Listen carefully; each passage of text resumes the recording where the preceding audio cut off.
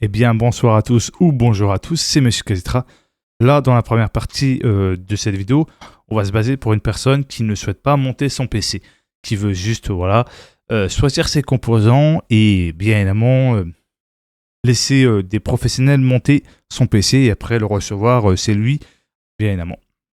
Alors, quand tu commences, bien évidemment pour la première fois, vouloir un PC gamer, c'est très important de faire des bons choix de composants, processeur, carte mère, la carte graphique, le ventirail ou le water cooling, la pâte thermique, la mémoire.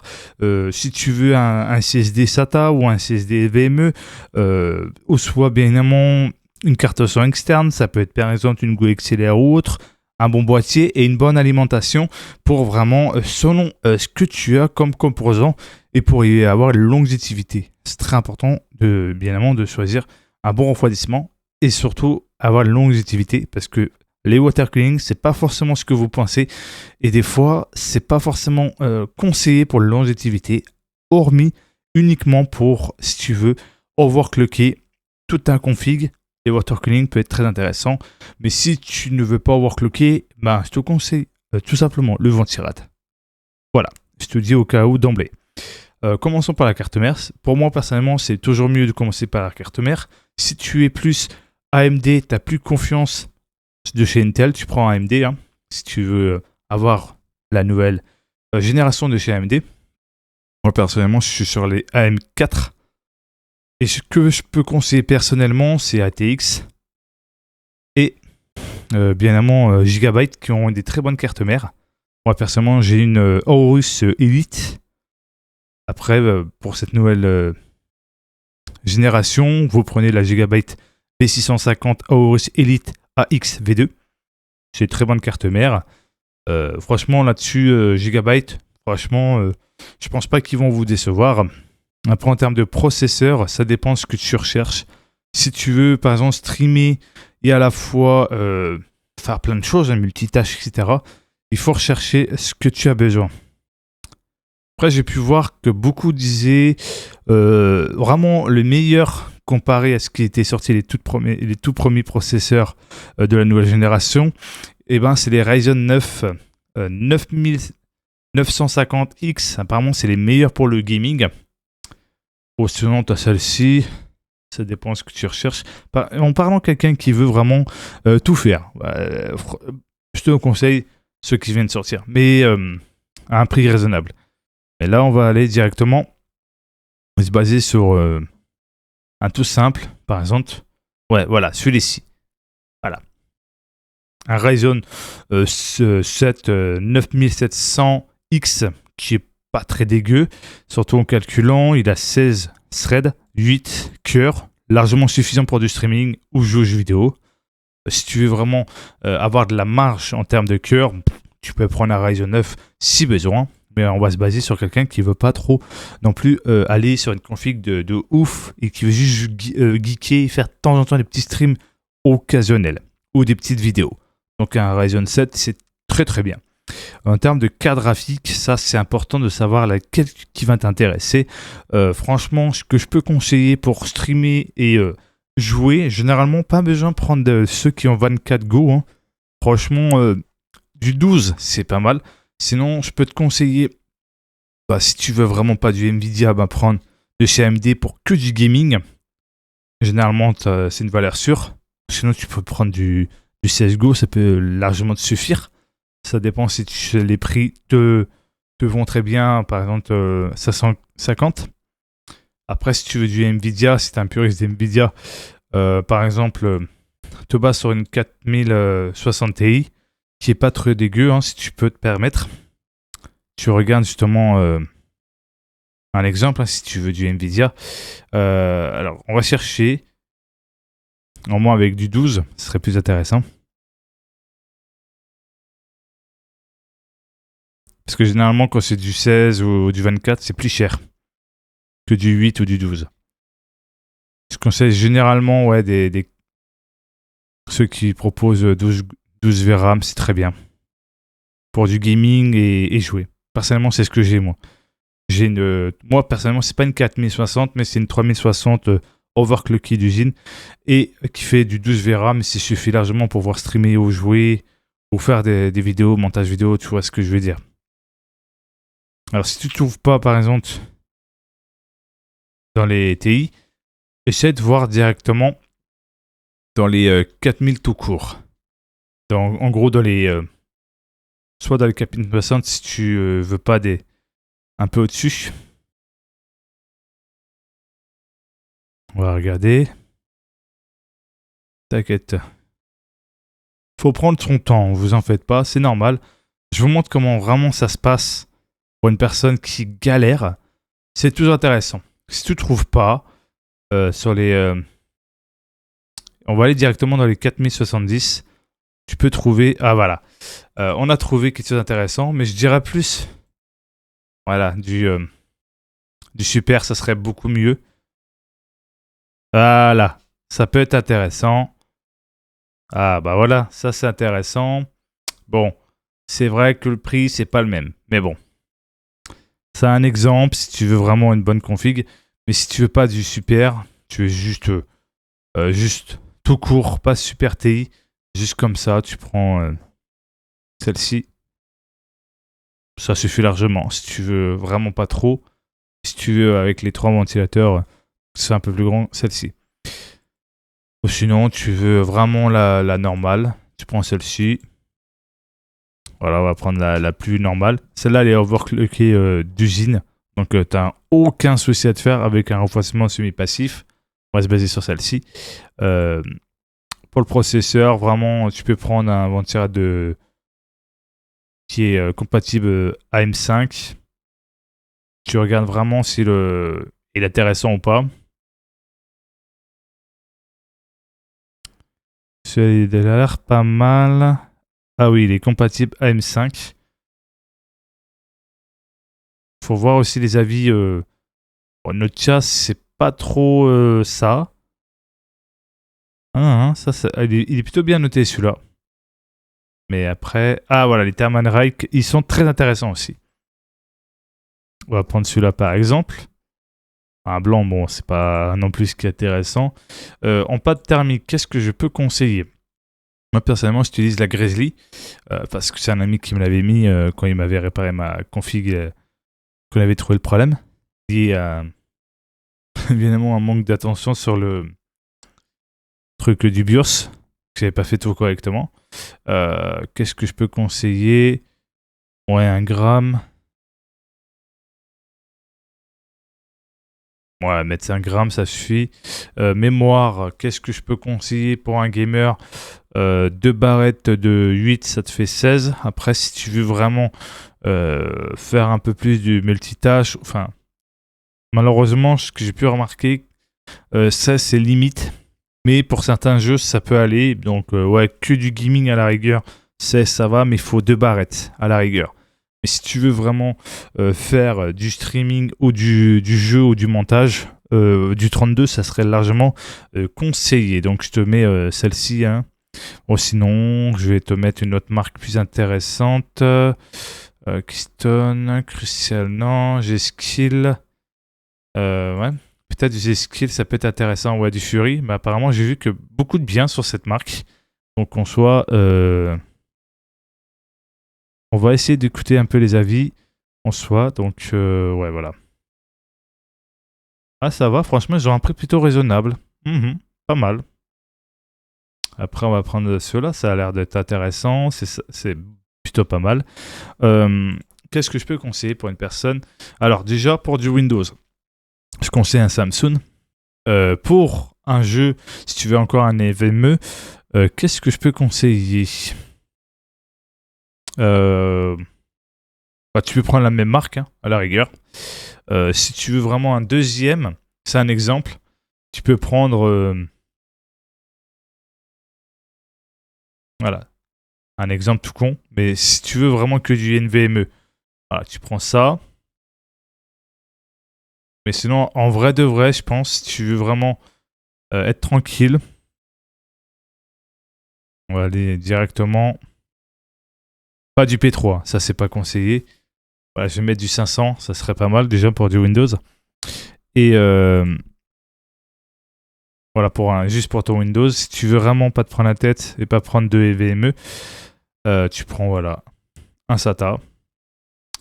Après, qu'est-ce que je peux conseiller? Carte son, franchement, fais ça plus tard. Boîtier, qu'est-ce que je peux conseiller? Ça dépend ce que tu recherches. Après, si tu veux vraiment un très bon boîtier... attends, pourquoi ça m'a dégagé? Hop.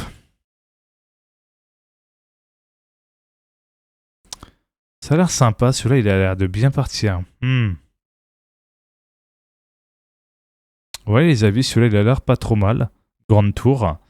Alimentation, qu'est-ce que je pourrais conseiller?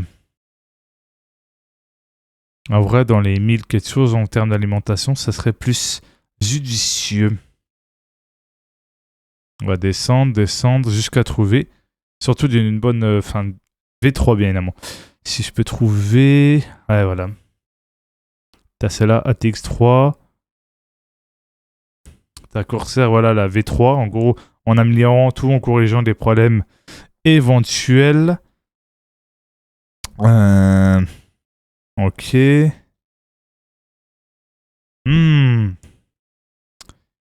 Ça, Titanium, c'est un peu plus au-dessus en termes de roulement. Mais vraiment, la Gold, 80 plus Gold, c'est... Bueno. Désolé, je fais une sorte de bise. Ça a dû vous choquer. C'est une façon de dire que, ouais, c'est excellent. Après, bon, on va mettre à la rigueur, pas cette marque-là, mais je vais peut-être mettre à la rigueur... l'autre marque, c'est plutôt pas mal.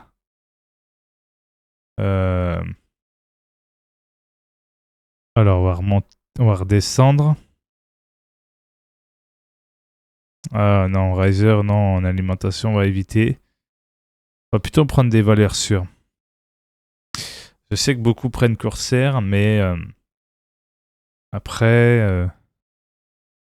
il y en a qui prennent Emissi ou Azruk. Mais vraiment, par sécurité, je conseille vraiment Corsair. La V3. Après, qu'est-ce que ça fait? Bon, ouais, ça fait un sacré budget pour une personne qui... Malheureusement, sur la nouvelle génération, t'as pas trop le choix. Faut mettre au moins 2000 balles. À moins que tu veux baisser sur la carte graphique.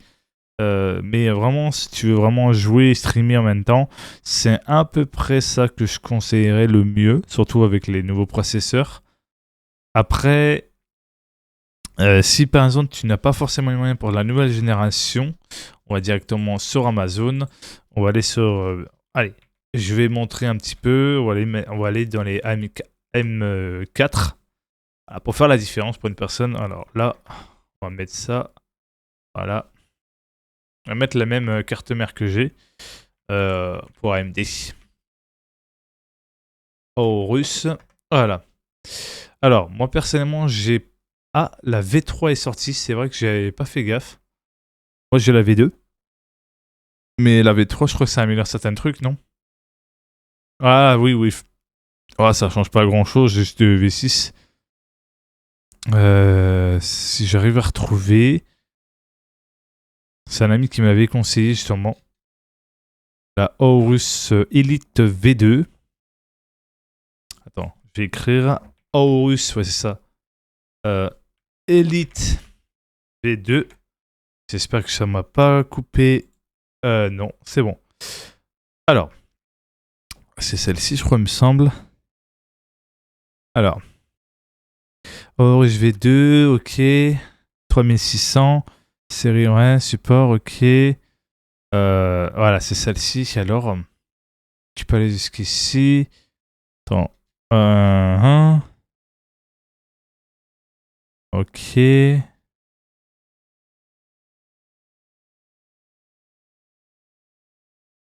vais voir si je peux faire une petite pause. Je vais essayer de me renseigner. Me revoilà, c'est bon, j'ai retrouvé. Ta. Voilà, apparemment, ouais, c'est celle-ci. Donc, ouais. Après, tu peux mettre au-dessus en termes de VRAM. Hein. Pas forcément que du... Enfin, du VRAM, je veux dire de RAM. Hein. Là, tu peux mettre du 3200, mais j'ai réussi à prendre du 3600 et ça fonctionne du tonnerre. En réglant bien correctement en soi ce qu'il faut. Alors, socket, on sait celui du M4. Par exemple, tu prends ceci. Après, en processeur, qu'est-ce que je peux conseiller? Moi, personnellement, j'ai un Ryzen 9. Mais je sais que tout le monde n'a pas forcément les moyens de mettre sur un grand Ryzen 9. Après, pour du gaming, qu'est-ce que je peux vraiment un conseiller? Est-ce que celui-là, il a l'air pas mal? Ouais, c'est mieux que du... Attends. Ouais. Après, il y a le X3D apparemment, le 5700 X3D qui était intéressant. Apparemment, je sais qu'il y en a, ils sont plutôt contents et qui conseillaient quand même. Donc, ouais, le Ryzen X3D. Hop, X3D. À la rigueur, au cas où, je propose le X3D. En termes ventirad. Alors, qu'est-ce que je peux conseiller en termes de ventirad? Ça, c'est une question. Non, celui-là, on va éviter. Noctua, non. Des fois, ouais, les thermalright sont intéressants. Sont peut-être pas trop chers, mais ça peut être très intéressant. Et en plus, compatible avec AM4 et AM5. Donc, on va mettre quand même. Avec pas de thermique. Ah, attendez, hop. Pas de thermique. Et voilà. On abrège. Ok. Alors, qu'est-ce que je peux conseiller? On va mettre celle-là. 2 grammes, au moins t'es tranquille. Alimentation, personnellement, j'ai une 700. Ça fonctionne plutôt. Mais je conseille vraiment une 800. Ça dépend ce que tu as comme carte graphique en soi. Mais prendre du 800, c'est vraiment conseillé. Modulaire 1.1. La V3, c'est mieux. 80 plus Gold V3. Voilà. Par sécurité, franchement, je conseille la V3. Ça va éviter justement d'éventuels problèmes au cas où. Ouais. Celle-là, ok, full V. Ok. Ça peut être intéressant si tu veux upgrade de PC éventuellement. Enfin, de config, plutôt que changer toute la config entière. Tu as juste à changer la carte mère et le processeur si tu veux garder la carte graphique. Déjà là, on est déjà quand même à quelque chose d'intéressant. Carte graphique. Carte graphique. Moi, personnellement, j'ai une 3060. 60. Alors, j'ai la Ventus.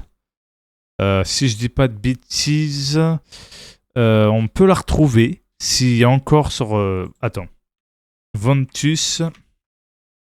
Je l'écris comme ça à la vite. Parce que je m'en bats un peu les reins. On s'en fout. On est là pour trouver une chouette config intéressante. Voilà. Pour une personne qui veut juste monter son PC, s'il n'a pas envie de rechercher chaque composant sur Top Shop, il veut tout simplement prendre le moins cher. Alors, Ventus V3, je crois. Enfin, 3. V3, un délire comme ça. Ouais, c'est celle-ci. OC, ça veut dire overclocké. Voilà. Après, tu as la tout seul. Celle-ci avec 2 ventilateurs. Celle-ci, ça peut être intéressant. Voilà. Donc là, on a plutôt le principal. Donc, qu'est-ce qu'il faut? L'alimentation. Enfin, pas l'alimentation, le boîtier. Boîtier PC Gamer. Alors, qu'est-ce qu'il faut? Alors, franchement, pas forcément du Corsair. Hein, c'est pas une obligation. Il faut quand même que ça rentre, tout ça, dans le boîtier. Il faut que ça rentre. En vrai, celle-ci, je sais même pas si ça rentre avec... faut voir, faut voir. Alors, ok. Tintin. Ok, ça, je sais pas si c'est intéressant. Ah oui, ouais. Il faut trouver un truc qui peut être simple. Surtout pour vous. En termes de bien brancher les câbles et tout.